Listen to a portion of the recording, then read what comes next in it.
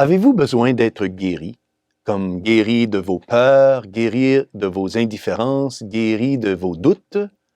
Apprenez à servir le Seigneur dans les autres.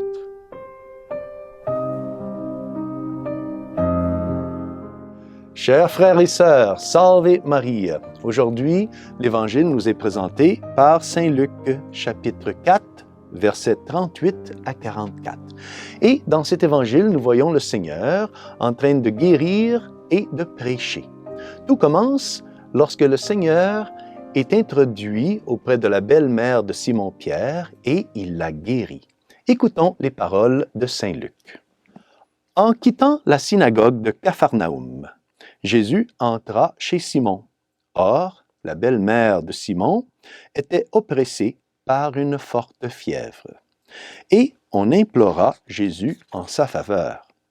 Il se pencha sur elle, interpella vivement la fièvre, et celle-ci quitta la malade. Voilà la belle-mère maintenant guérie. Et alors, comment est-ce qu'elle s'est fait guérir par le Seigneur? Nous voyons deux étapes. Il y a deux étapes dans cette guérison. La première étape, c'est que le Seigneur est introduit dans la maison de la belle-mère par Simon-Pierre. C'est Simon-Pierre qui introduit le Seigneur dans la vie de sa belle-mère. C'est Simon-Pierre qui introduit le Seigneur dans le cœur de sa belle-mère. Et deuxième étape, on voit Simon-Pierre en train d'intercéder pour sa belle-mère. Il implore le Seigneur pour qu'il la guérisse.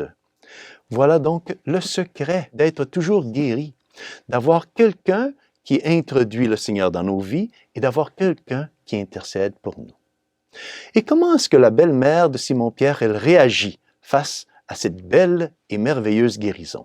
Écoutons encore une fois les paroles de Saint Luc. À l'instant même, elle se leva et elle les servit. À l'instant même, elle se leva et elle les servit. C'est-à-dire, à l'instant même, elle oublie sa maladie. À l'instant même, elle oublie ses problèmes.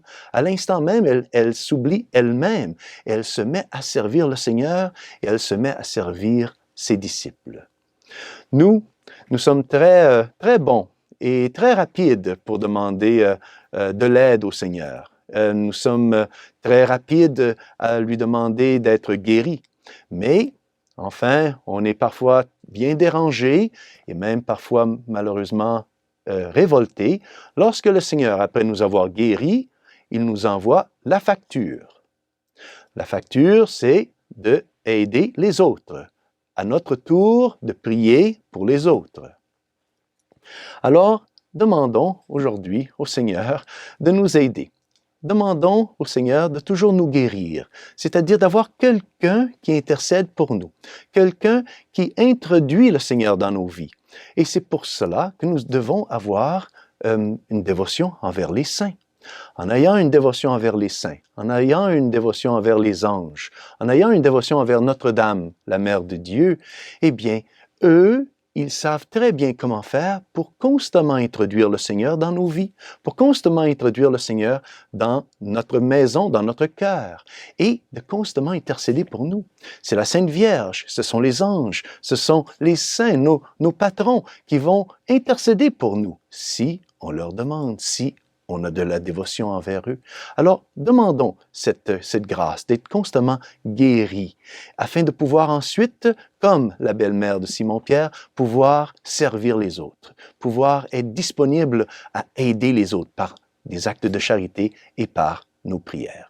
Et que Dieu Tout-Puissant vous bénisse, au nom du Père, du Fils et du Saint-Esprit. Amen. Salve Maria.